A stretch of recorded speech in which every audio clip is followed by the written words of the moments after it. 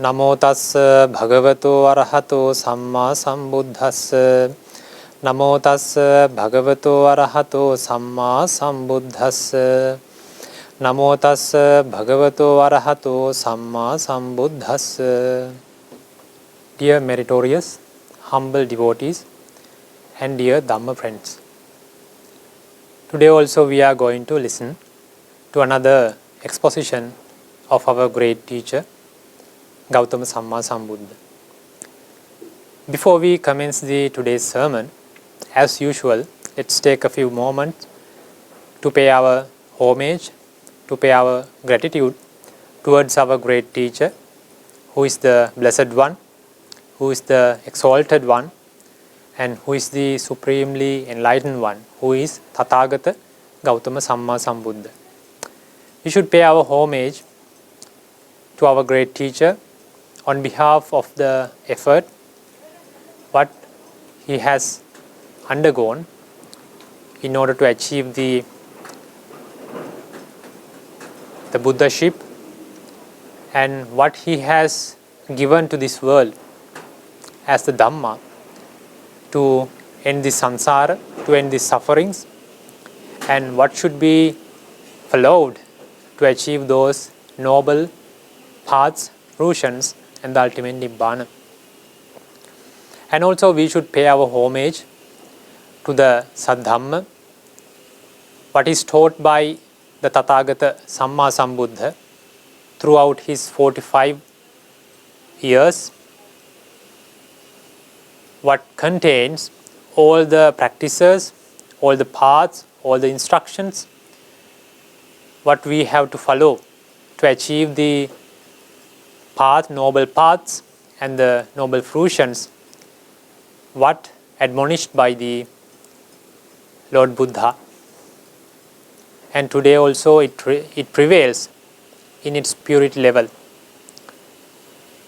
And also we should pay our homage to all the Mahasanghas who have achieved the paths, noble paths and the noble fruitions which were admonished by the Lord Buddha, and who have achieved the deathless, and who have become the true evidences for this Saddhamma and its noble results.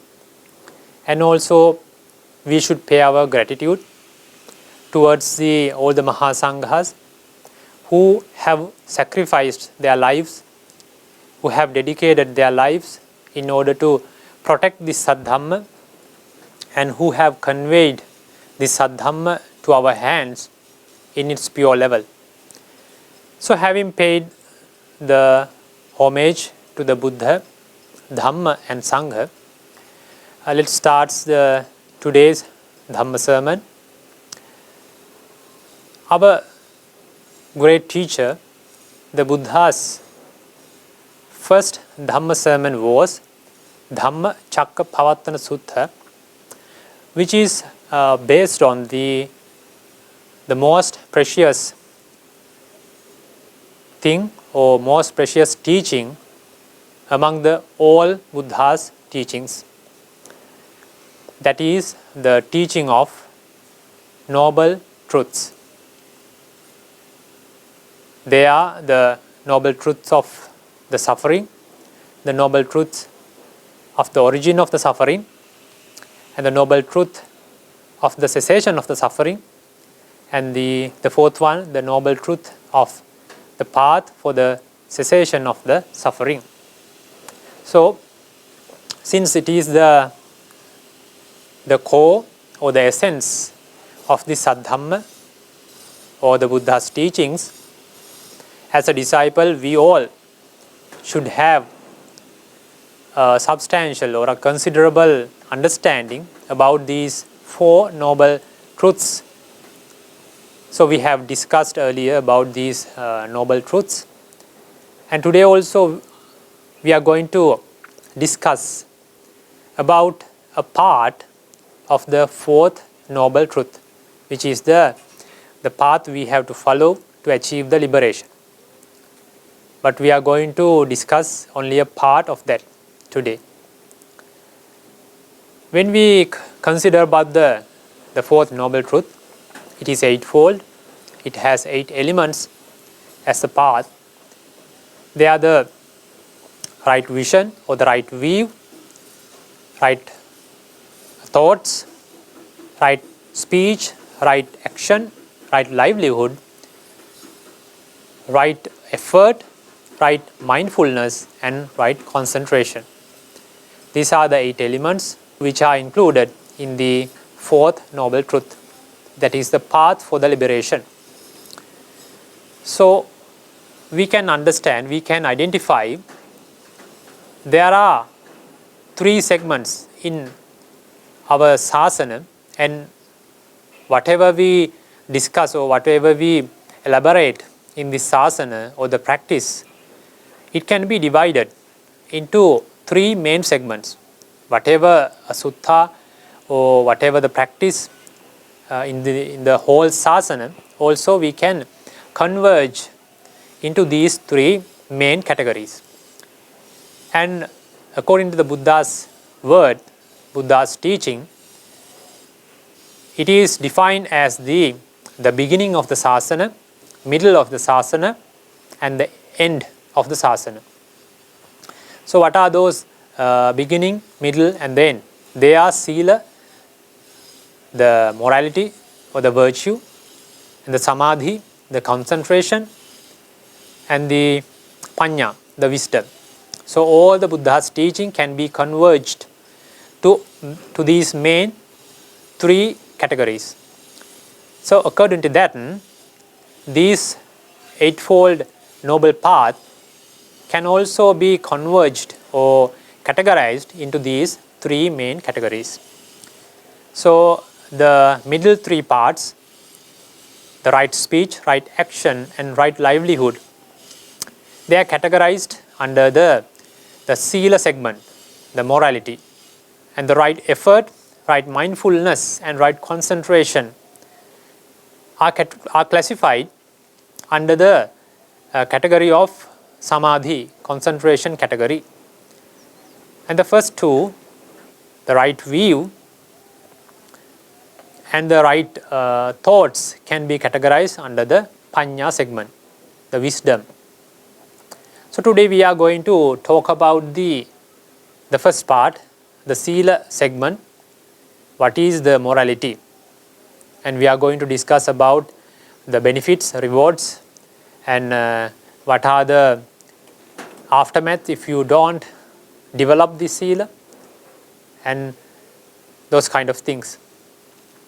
So in the sasana or in this practice, it is classified or it is defined, the sasana, the beginning of the sasana is the morality or the virtue, and the middle of the sasana is the samadhi, concentration, and the end of the sasana or the practice is the panya, the wisdom. So according to that definition, according to this classification, the sila is the beginning. So whatever you develop, whatever you trying to achieve as a practitioner, you have to start with the beginning. That means you have to start with the morality. You have to develop the morality or the virtue first. Then only you can enter to the middle part or achieve the end of this asana or the practice. So you can't enter to the middle or you can't achieve the ending of this sasana or the practice without developing the beginning. So that is important that you are focusing on the virtue or the morality first before you think about, before you try to develop the middle and the end of this asana. So that is important because everyone, as a practitioner, as a beginner, we have to develop our morality first. So when we develop this eightfold noble path, we can achieve 7 steps. There are 7 layers what we can achieve step by step. What is discussed in this practice. As per the Kimatthiya sutta, as per the Ratavinita Sutta, there are 7 stages, 7 levels of purification discussed, such as the first one is the morality purification, Sila Parisuddhi, and the second one is the mind or consciousness purification, Chitta Parisuddhi, Chitta Vishuddhi, and the third one is the view purification, Ditti Vishuddhi, and the fourth one is the doubt overcoming purification, Khankha Vitarana Vishuddhi. The fifth one is the path and non-path, knowledge and vision purification, Magga Magga Jnana Dassana Visuddhi.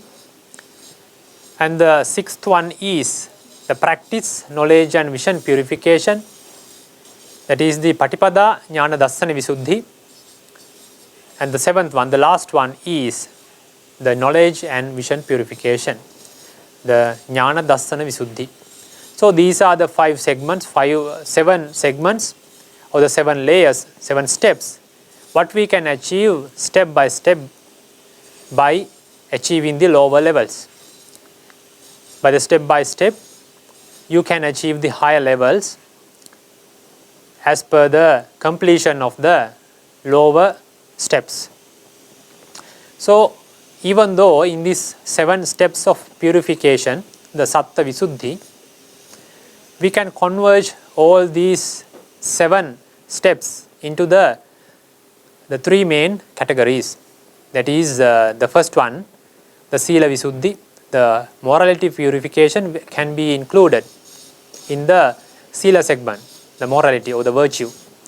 The second one, the Chitta Visuddhi, the mind purification or the consciousness purification can be included in the second, the Samadhi segment, the concentration. And all the other 5 steps are the practice or the way to develop the Vipassana, the insight meditation. So all these 5 steps can be included in the wisdom, the Panya segment. So when we compare, when we consider about these Satta Visuddhi, the 7 steps of purification also, that Sila Visuddhi, the morality purification, is listed at the beginning. It is the foremost thing what a practitioner should achieve first. Without achieving this morality purification, you cannot achieve the higher levels. We can't say definitely that person will not be eligible to achieve the higher levels. He can achieve the higher levels without coming to a purification of his morality, but it is not stable. He can develop the other steps by developing the concentration or by developing the insight meditation, but it is not stable. The foundation is the Sila, morality. Without the stronger foundation, the building will not be stable. With a small reason, it can be collapsed because the foundation is not strong enough. Likewise, a practitioner without purifying his morality, without developing his virtue, even though he develops the higher levels, higher purification levels, it is not stable enough. With a small reason, with a small defilement, all the path what he has developed can be collapsed within few more moments. So that is not stable. The practitioner who focused on the morality and who develops his virtue first, he has a good foundation, and all the other 6 layers or the steps will be very stable. With defilements, it will not be collapsed easily. So by these 7 steps of purification, we can see that morality is listed at the beginning as the foremost thing. Though we can identify the importance of the morality before you develop the concentration or the insight meditation. When we compare about the Visuddhimagga, the foremost or the most important source what we have today in the Theravada tradition regarding the meditation, even though with the tranquilities or the concentration, or even though when we find the facts about the insight meditation, this is the most important resource what we have today. So that very book is written based on a single verse that is called the Sile Patittaya Naro Sapanyo Chittam Panyancha Bhavayam Atapi Nipako Bhikkhu So Ime Vijate Jatam. Based on this single verse, Venerable Buddhaghosa Acharya has written this most important book, Visuddhimagga, the path to the purification. So according to that verse, the simple meaning of that verse is, when a practitioner who has the persistent, that means who has the very huge effort to remove the defilements, and who has the intellectual skills from his birth, that is called the Nipaka, and who tries to develop the tranquilities, and who tries to develop the insight wisdoms, insight knowledges, that practitioner should have the morality first. That is listed at the beginning, Sile Patittaya, who has that persistency, who has that courage or the effort, and who has the intellectual skills by the birth, and who are trying to develop the tranquilities and the insight knowledges, he has to be based on the morality. By all these facts, we can identify the importance of the morality to follow this practice, to develop this practice, and to achieve the higher levels and the noble paths and the fruitions as admonished by the Buddha. Now we have identified the importance of the morality. And before we develop the morality, or before we practice the virtue, we should have a proper understanding about what is the morality and what are the things what we have to do to develop this virtue within ourselves. Without knowing what is sila and what should we practice, that person is not be an eligible person to develop the sila. As per the verse, Yo gavang na vijanati naso rakkati goganam evang silang ajananto kinso rakkeya sangvaram. That means when the cowherd or the cowboy, he doesn't have an idea, or he doesn't know how many cows in the stall, and in the morning he take all these cows to the forest or the meadow to feed them, and at the evening he return them back to the stall. But he doesn't know the count of the cows what he has. So how he going to protect these cows, and how he is going to get an idea that I have returned back the same amount of cows what he took back from the stall in the morning, because he doesn't have an idea how many cows he have taken in the morning from the stall. So that person is not an eligible person to protect the cows, since he doesn't have an idea about the count. Likewise, that simile, a person who doesn't have an idea about the virtue, what is the morality, what should be done in the meaning of the morality, he would not be able to protect the precepts or the disciplinary code, because he doesn't know what is the morality, what he should do to develop this sila. That person will not be an eligible person to develop this morality, and also he will not be an eligible person to achieve the higher levels. That means the concentrations, tranquilities, and the insight knowledges, and the noble paths and the fruitions. So first we should have an idea about this morality, what is morality and how it should be developed. As per the definition given in the noble path, under the eightfold noble path, the sila segment contains the three elements of this path. They are the right speech, right action, right livelihood. According to that definition, what is right speech? Right speech is to refrain from any kind of lying, and refrain from the tale bearing, and refrain from harsh words, and refrain from any kind of vain talks.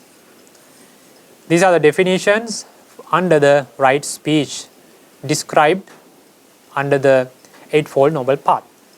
So when we develop our morality through our speech, to have a right speech, you have to refrain from these lying, tale bearing, harsh words and vain talks. That is a sila under the speech.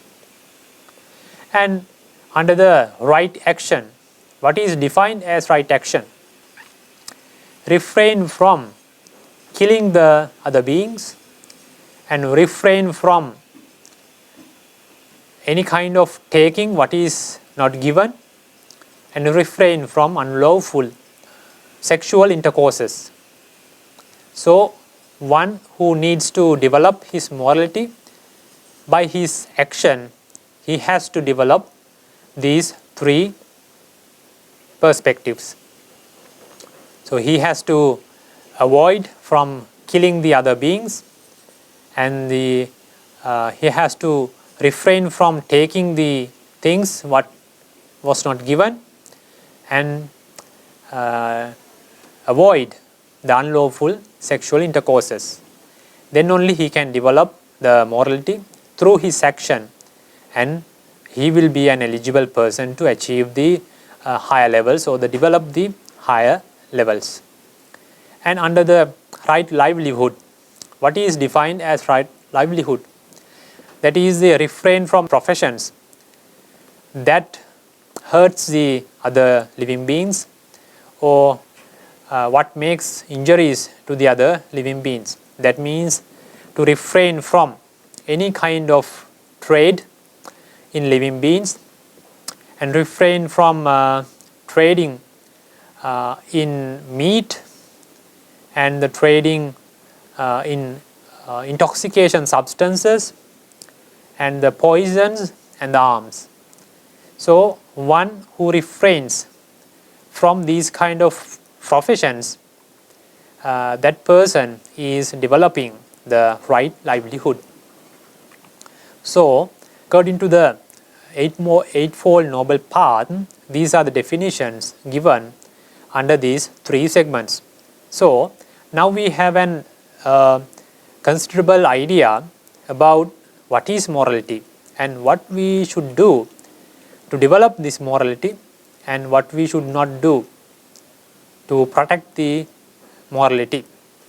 When we consider about the morality, we can identify there are different layers, different steps what we can take to achieve the purification of the morality. It will be different from person to person based on the environment what he has to develop in the society. Because we can see for the lay men and the lay women, they observe the 5 precepts. I'm not going to discuss about these 5 precepts because we don't have much time. We all know that as the lay ones, lay men and lay women, they observe these 5 precepts as that means always they are trying to protect these 5 precepts as they are morality or the virtue. Once at least one precept is broken, they are trying to observe that single precept again or all the 5 precepts again. So sometimes the laymen and women, they observe the 8 precepts in some special occasions, like once in 2 weeks or once in a month in a full moon poet day, and they observe these 8 precepts and they try to protect that whatever they can. That can be 1 day or 2 days. So the novice monks and the nuns, they observe the 10 precepts and they are eligible, they are entitled to protect these 10 precepts throughout their whole life until the novice monks get the higher ordination. So once the 10 precepts are broken, then they have to observe them again. And for the fully ordained monk, a bhikkhu has a disciplinary code and major rules or the precepts. There are 227 rules under the disciplinary code, what we call the Patimokka. And there are so many minor and major disciplinary codes or the rules what is entitled by a bhikkhu to protect until his death. So we can identify there are different levels in the society to achieve this morality according to their background. So for the lay person it's different, for the novice monk it's different, and for a bhikkhu who has got the full ordination, it's a different morality they have to develop. So now we have an idea what is sila and what should we follow to achieve that sila or the morality and to develop the purification of this morality. As the next topic, we are going to discuss about the categories of this morality.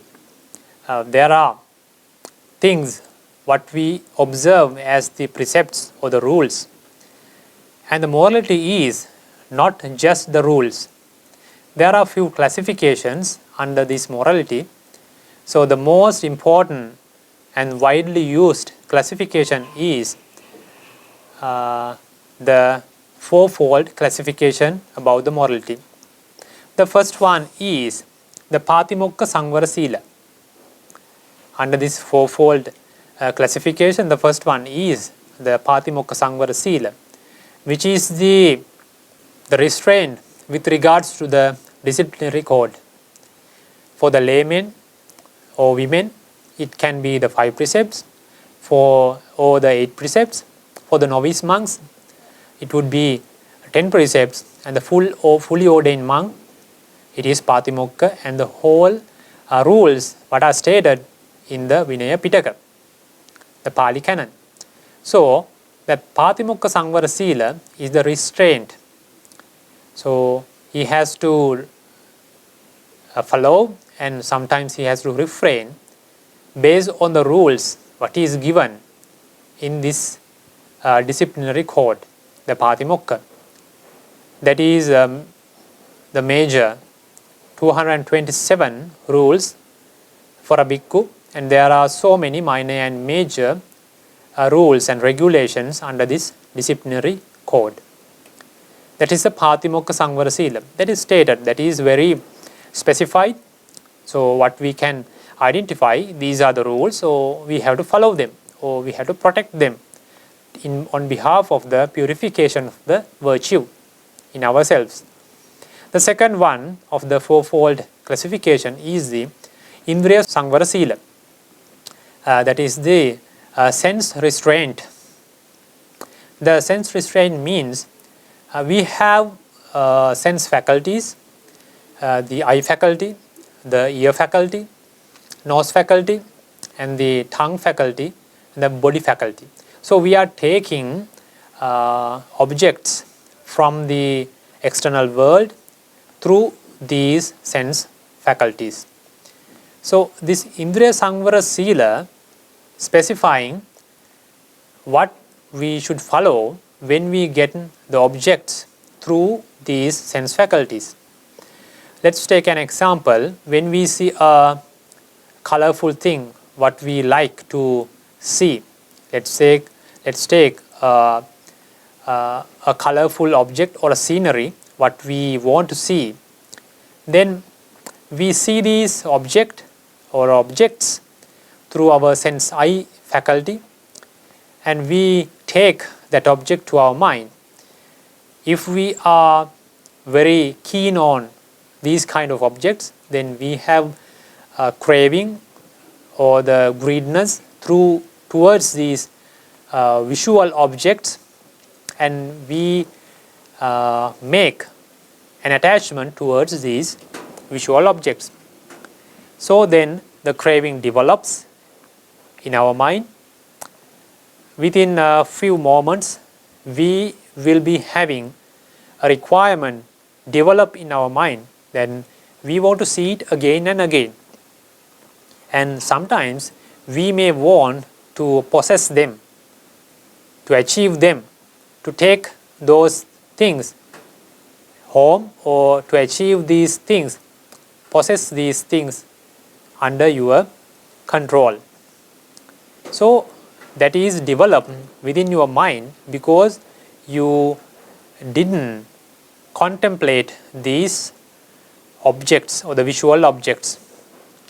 Under this Indriya Sangvara Sila, Buddha is admonishing, take the objects but with the mindfulness. By using your wisdom, think about the right way. What we should do when we see a visual object, we have to control ourselves and think about in the correct way what Buddha admonished. We should aware of that visual object, and we have to beware of that thing, not to develop craving or the attachment towards these visual object. When someone sees opposite sex, this is the same thing. In the first vision, first seeing, that's just a craving or some pleasurable feeling he would feel, and the next, if he thinks that opposite sex again and again, then he wants to see that person again and again. So then sometimes he may want to possess that person in future. That is how the craving develops in our mind if we don't have the self-control about our sense faculties. The Buddha is admonishing to achieve, to maintain the self-control towards these, all the visual objects, all the audible objects, all the gustatory or the taste objects, and the aromatic objects and the tangible objects when we take through our sense faculties. That is called the Indriya Sangvara Sila. If someone can maintain his control towards these objects through these internal sense faculties, then he can develop the Indriya Sangvara Sila and maintain the purification of the morality or the virtue in himself. And the third one is the Ajiva Parisuddha Sila. That is the purity of livelihood. Because for the livelihood, for the day-to-day life, as an occupation or for some other reasons, a person can do so many things to maintain his life. If someone has a family, to feed his family, he can do so many different occupations or professions. They can be lawful things or they can be unlawful things against the law. So that even under the lawful things, there are professions. They are not unlawful things, but they are recognized as the lawful professions, but some professions hurt the other living beings because they make the injuries to the other beings. Let's say a butcher who kills the animals. It's not an illegal profession because there are so many legal factories which kill the hundreds, thousands of animals per day. So a person can get that kind of a job to maintain his life and to feed his family, to achieve the day-to-day requirements. But under this Ajiva Parisuddha Sila, the purity of the livelihood, we have to think about the other living beings. By our profession or the job, if we are hurting the others, other living beings, or we are making injuries to the other living beings, that means our livelihood is not pure.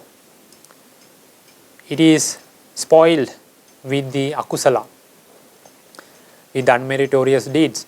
So this Ajiva Parisuddha Sila, the purity of livelihood, means we have to refrain from such exercises, professions which makes injuries to the other living beings. So if someone develops or if someone tries to maintain his life without doing such kind of professions, that person can achieve the purity or the purifications of the livelihood, and he can complete this third segment, the Ajiva Parisuddhi Sila. And the fourth one, the last one of the classification, is the Pacchaya Sannisita Sila. That is the correct or the appropriate contemplation regarding the requisites. For a bhikkhu, there are four main requisites. The first one is the clothing, the chivara. The second one is the food, the alms or the pindapata. And the third one is the senasana, the dwelling places. It can be a monastery or the temple or whatever, a single kuti or a single place what he dwells in. And the fourth one is what are the medicine what we take for our illnesses. So our bhikkhu have to contemplate on these four main categories. So even though a lay person, he can categorize his day-to-day requisites, requirements into these four main categories. Why Buddha is giving such kind of advices? Because those small things, we have to focus on these small things. Why he is admonishing in this way? Because by contemplating about these requisites, let's take a person has to wear clothes whenever he goes. Even though he stay in his own home, he has to wear clothes because he has to engage with the kids and the other guests who come to the home. And when he goes to the office or the society or any different kind of social place, he has to wear appropriate clothes, suitable clothes which suits to that relevant place. You cannot go with the clothes what you use for your own house when you go to the office. Then you can't maintain the office wears in your own home. or when you go to a wedding, or when you go to a funeral, you have to choose and you have to wear appropriate clothes in relevance with the proper place. So when you wear the clothes, you have to contemplate, you have to think with your wisdom, why I have to wear these clothes? What is the purpose of wearing these clothes? That is the contemplation, the proper contemplation. Sometimes someone can attach to the clothes and the clothes can develop the craving, and sometimes he tries to wear the clothes, colorful clothes, to highlight within the group. Whenever he goes to a wedding, he tries to highlight himself within the other person. Those kind of ideas, those kind of goals should be avoided, and you have to think about your clothing in the basic requisites, as a basic requisite. Why do I have to wear clothes? That is to cover my body parts, what I have to cover when I go to a place, when I go to outside. The cloth helps me to cover my unwanted body parts, what I have to cover, and it is useful to protect my body by the other insects who used to bite our body, and the other dust and the heat, and sometimes the rain. These clothes help us to protect our body by those external factors. Those are the requisites, a requirement of a clothes, the basic requirements. So a layperson also can think about the clothes in this way. A way what doesn't help to develop the craving or the attachment towards the clothes, or the unusual way, like he wants to highlight in the particular segment of the society. So this help that person to develop the morality or the virtue in himself. And also the other requisites, we can develop the proper contemplations regarding those foods and the dwelling place and the other medicines what we take as the day-to-day requirements or the requisites. So by developing these 4 segments, a person can achieve a higher level. What can we develop to what helps to develop the higher levels of this practice? The one who developed this Chatupārisuddha Sīla, the 4-fold morality or the virtue, then he can easily develop the concentration, because his mind is free from the defilements to a greater extent. He is free from the cankers or the clingings to the external things, because he is protecting himself within the disciplinary code, and he is protecting himself through the sense faculties. He is protecting himself by the profession. He is protecting himself by using the requisites what we use day-to-day life. Now we have identified the classifications of this sila, and what we have to do, what we have to follow, what we have to develop within this morality. Then how we can achieve the higher purification level of the morality in ourselves. Then we have to understand or identify what are the purposes and what are the rewards what we can take in return by developing this sila. This is mentioned in the Anguttara Nikaya Pali Canon in the group of 10s, the first sutta, Kimatthiya sutta. One day, Venerable Ananda Thera goes to the Buddha and asked, Bhante, what is the purpose of having this skillful virtue, and what are the rewards of that? Why we have to develop the virtue or the morality? Then Buddha replies, Ananda, you have to develop these skillful virtues in the purpose of having the freedom from remorse. That is the reward of the skillful virtues. That is called in Pali Avippatisaro. The freedom from remorse is the purpose of the skillful virtues, and it is the reward of the skillful virtues. And then Venerable Ananda again asks, Bhante, what is the purpose of having the freedom from the remorse? And what are the rewards of it?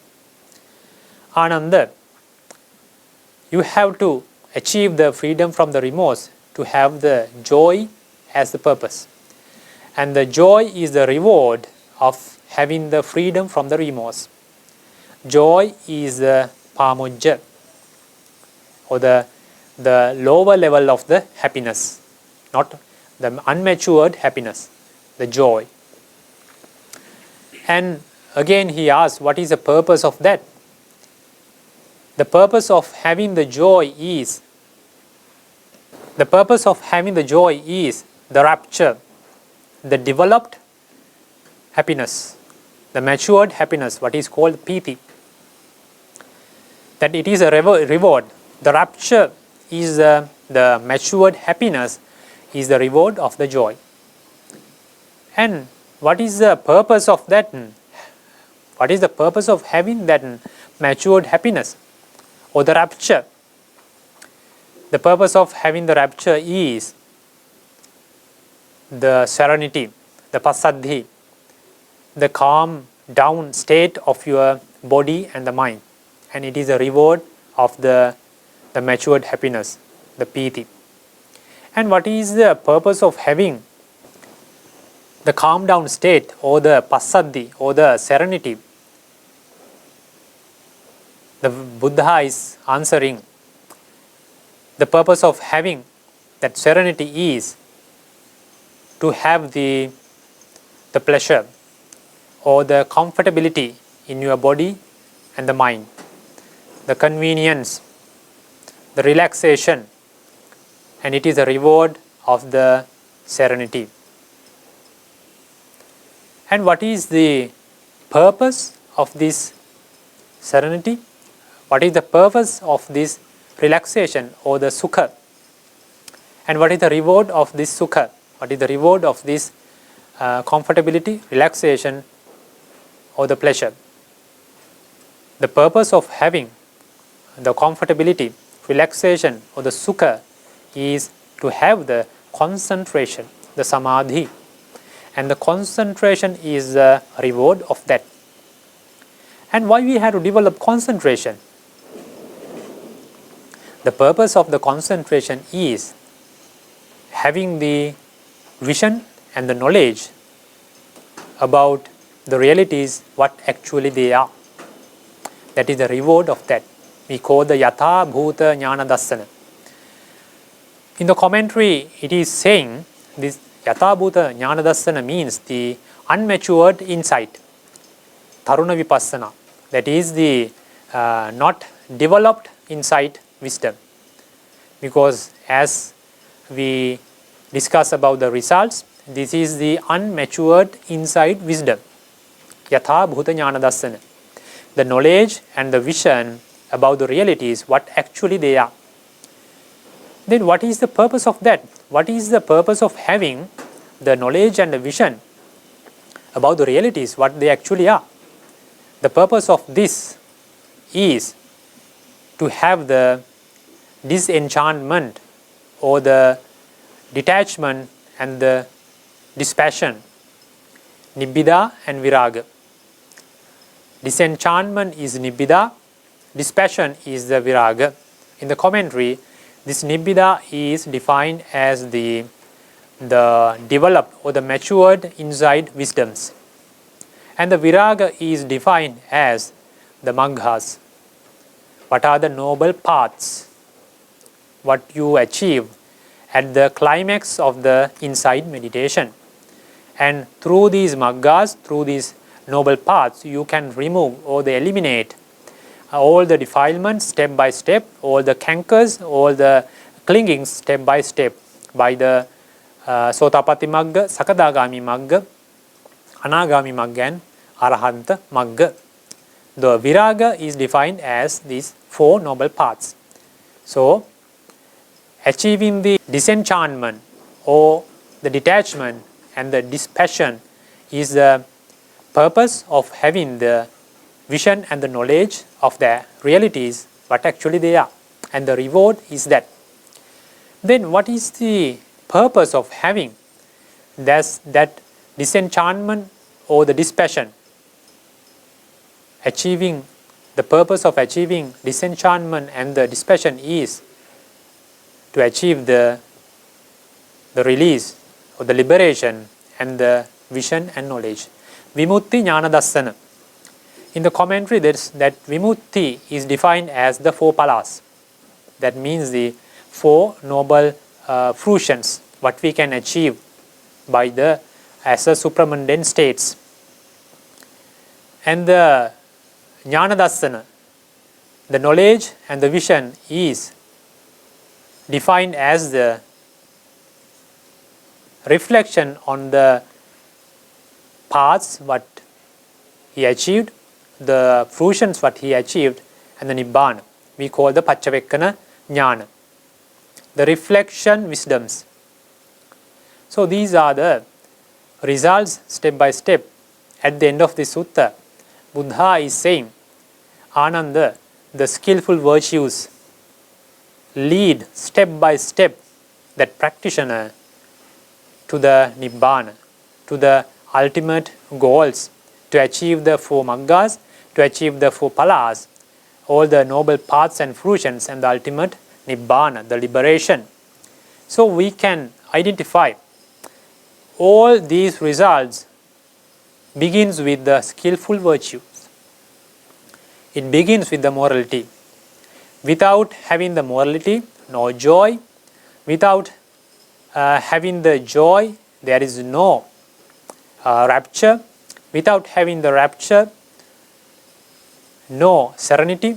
And without having the serenity, no pleasure or the comfortability. Without having that comfortability, no concentration. Without having the concentrations, no the knowledge or the vision about the realities. And without having the knowledge and the vision about the realities, there is no disenchantment or the dispassion about these sankhara. And without having the disenchantment or the dispassion, you will not achieve the liberation or you will not achieve the knowledge and vision. So this is the sequence of this practice. What begins with the virtue, the morality. So we can identify the purpose of having the virtue, purpose of developing the virtue or the morality in ourselves, because it begins the whole practice.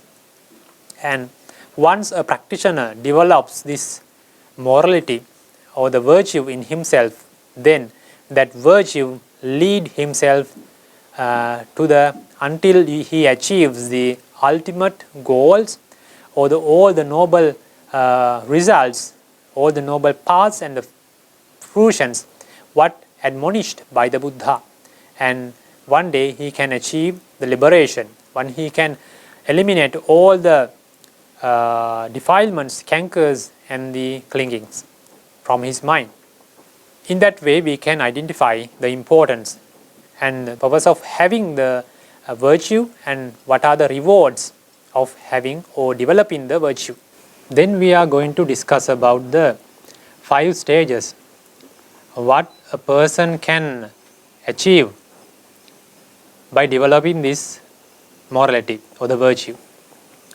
What are those 5 steps or the stages?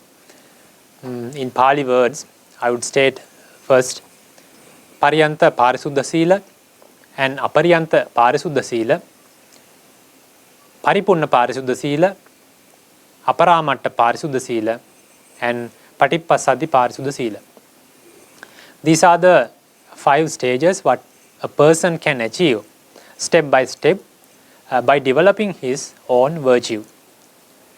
So first one is the Apariyanta Parisuddha Sila is virtue in consisting limited purification, training precepts based on for a person who admitted not fully.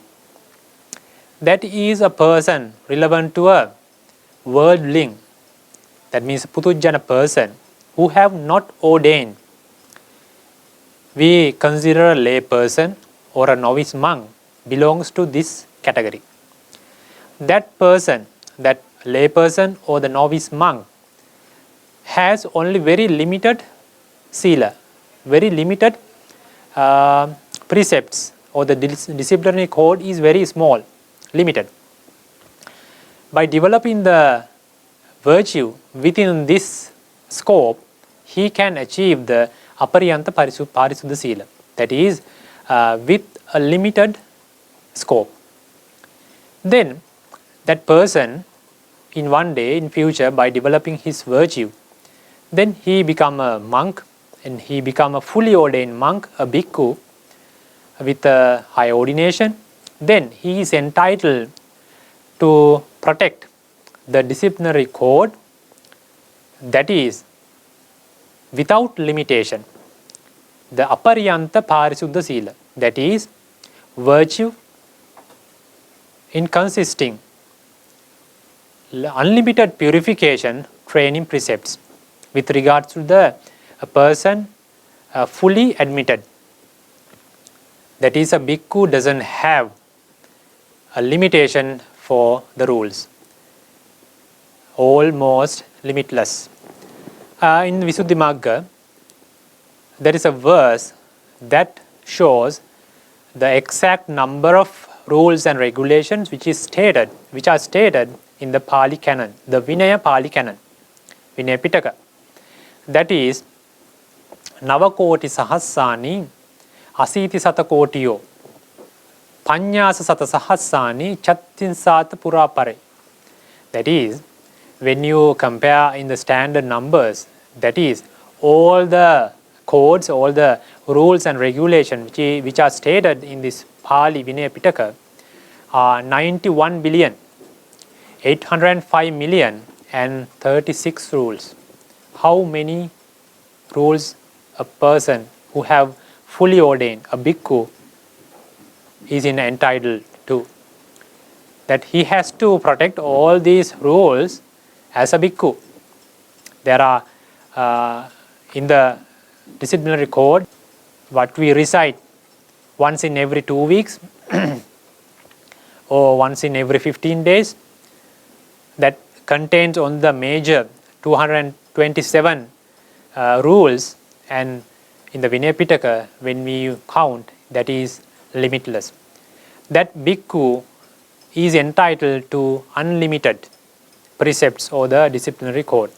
That is, because of that unlimitedness, we call that apariyanta parisuddha sila. Then that person can achieve that purification within that scope. Then the third one is paripurna parisuddha sila. That is the virtue in containing a fulfilled purification. Fulfilled purifications by a magnanimous ordinary person. That is called kalyana putujjana. Magnanimous worldling person. A bhikkhu can achieve considerable Dhamma knowledge, or a lay person with a good Dhamma knowledge by listening, by reading Dhamma, and by developing the tranquility, he can achieve the absorptions, and by developing the insight meditation, he can achieve the insight knowledges, insight wisdoms. Then he will become a kalyana putujjana, magnanimous worldling or the ordinary person. That person has a very clear understanding about this sila. What are the limitations, what he has to do, what he has to follow to achieve the purification levels within this scope as a kalyana putujjana. So that is we recognize as the fulfilled purification. That is what we call paripurna parisuddha sila. After that stage, after developing the tranquilities, the absorptions, and after developing the insight meditations to further extents by having the insight knowledges or the wisdoms, then he will achieve the maggas and phalas, the paths and purifications. The next category or the next stage is aparamatta parisuddha sila. That stage contains 7 sekha persons, that is, who are in training in this path. That those are the persons, the noble persons who have achieved first noble 4 paths and the 3 fruitions. Those are we call the sekka puggala, sekka persons. For those on behalf of those sekka persons, the training, noble training persons, they have the aparamatta parisuddha sila. That stage, that person has the fulfilled one, because we know as per the Buddha's teaching, the virtue or the morality will be fulfilled, will come to a fulfilled stage by the extreme entry path. By having the Sotapatti Magga and Sotapatti Phala, the sila, the morality will be fulfilled. By the Anagami Magga, the once return stage, the concentration will be fulfilled. And by achieving the Arahatta Magga or the Arahatta Phala, the wisdom or the Panya will be fulfilled. So, by that definition, that Sotapatti person and the Anagami person, and who are within the Arahatta Magga, not yet achieved the Arahatta Phala, those all 4 Maggas and 3 beginning Phalas, the paths and the fruitions, all these 7 noble persons had fulfilled, and it will not be any impact by the defilements, cankers, or the clingings. Because of that, we call that the aparamatta parisuddha sila. It will not be dirty by the defilements. And the patippassaddhi parisuddha is for when that person, after developing the wisdom, further he will achieve the arahatta phala, the arahatta last fruitions of this noble practice. And all the Pacceka Buddhas and all the Samma Sambuddhas has this stage of morality purification.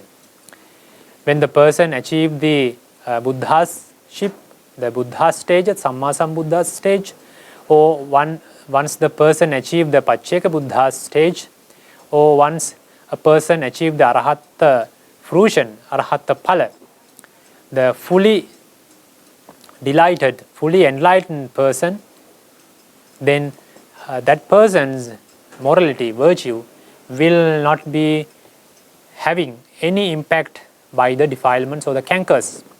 That is called Patipassaddhi Parisuddha Sila. So we can identify those 5 stages explained in the Visuddhi Magga also, the paths for the purification, that book. So we can identify these stages from the beginning to the end. Those stages can be achieved by the practitioner. Then we are going to the blessings of the virtue. What kind of blessings will have a person or a practitioner by developing this or by protecting this morality, by becoming a virtuous person? What is the first blessing? These blessings are described in the Digha Nikaya Pali Canon under the Maha Parinibbana Sutta, under the segment, the Silavanta Anisansa. So first blessing, what is the first blessing of the virtuous person? Because he is a diligent person, because of the heedful person, he will achieve more wealth in his life. That is the first blessing for the virtuous person. What is the second blessing? His reputation, the good reputation, will be spread all over the country, all over the world. He will be reputed, he will be a reputed person, that he will be having a good reputation as a good person, a virtuous person within all the segments of the society. The good reputation is the second blessing what can be achieved by a virtuous person. What is the third blessing?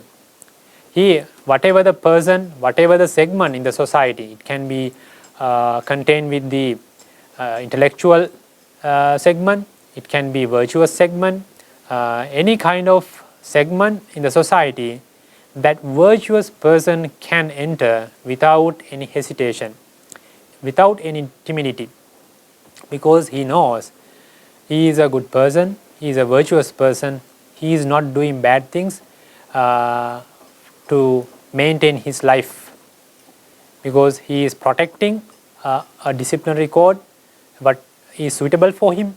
He is a very refrained person in his sensual faculties, and he is his purity level for the livelihood, and always he is having the appropriate or suitable contemplate about his requisites. So because of these reasons, he knows that his livelihood is pure. So because of that confidence, he can enter to any kind of social segment or the ethnic segment without any hesitation, without any timidity. That is the benefit or the blessings, third blessings for the virtuous person. The fourth blessing is, when he comes to an end of this life, when he is going to die, then his mind, serene death, his mind will not be hesitated one, because he can have a fear about the death, but he knows because of his virtuous life, he will not be having a bad life, bad birth in the next life. The serene death or the very mindful death is the fourth blessing what a virtuous person can achieve because of his morality.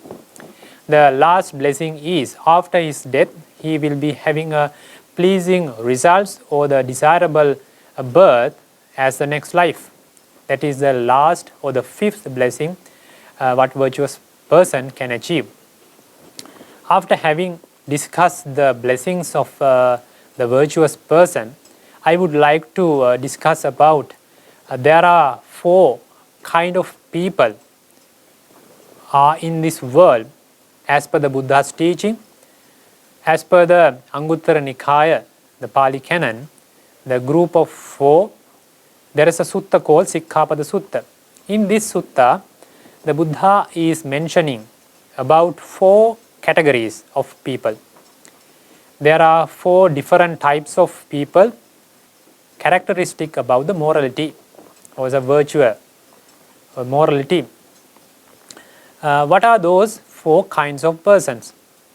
The first person, he is try to develop his virtue, and he is living as a virtuous person, and he is try to develop his morality by achieving the higher disciplinary codes, and also he is not advising the others, or he is not persuading the others to having that morality.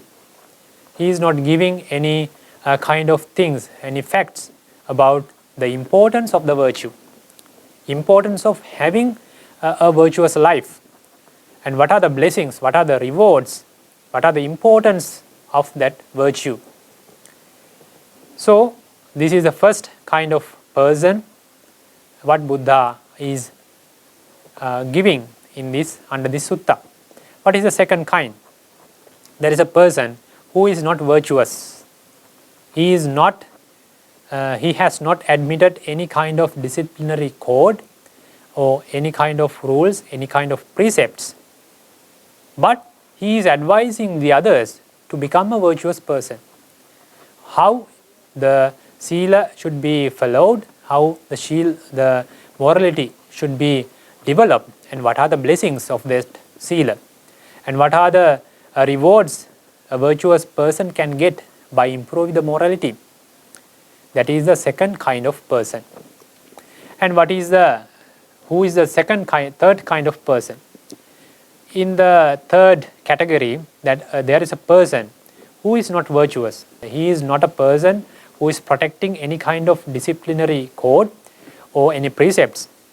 And also he is not giving any advice to the others to protect the sila. These are the importances, these are the blessings what the person can achieve by becoming a virtuous person, and what are the rewards of the morality. And the fourth category is, there is a person who is virtuous. He has observed some kind of disciplinary code or the precepts, and also he is trying to persuade the others to become virtuous people, virtuous persons. And also he is admonishing the others. These are the importances, and these are the valuable facts to achieve and to protect and developing the morality. And a virtuous person can achieve these kind of valuable results or the blessings or the rewards by developing the sila. And this will lead the person to achieve the higher states in the concentration or the wisdom, and achieve the ultimate noble path and fruitions and the ultimate nibbana. There are 4 categories as per the sutta. So if a person tries to develop the sila and achieve the higher levels of the morality or higher levels of the concentration by the tranquility or the insight meditation, or by achieving absorptions and the insight wisdoms, and also he is keen on the achieving in noble paths and fruitions and the liberation. So that practitioner should be very careful when he select or when he choose the person to be contact with. According to the sutta, according to the Buddha's teaching, that person, the practitioner who is heedfully, effortfully tries to achieve the higher levels by developing the morality, then that person, the practitioner, should be very careful to select the 4th category, that the person who is virtuous and who is advising or admonishing the others and persuading the others to become a virtuous person. Then only that practitioner or the beginner can achieve the higher levels by taking the advices of the person who belongs to the 4th category. By giving those facts, I would like to end up today's Dhamma sermon, because the time has exceeded. And also by doing these kind of Dhamma talks, by listening to the Dhamma and by thinking about the Dhamma, the merits what we have gathered, what we have achieved, I would like to send all the merits to our parents, to our teachers who have taught Dhamma to us and who have ordained us. May they all receive all these merits, meritorious acts, and may these merits will be a great favor for them to achieve their expecting paths, noble paths and fruitions, and to achieve the ultimate nibbana.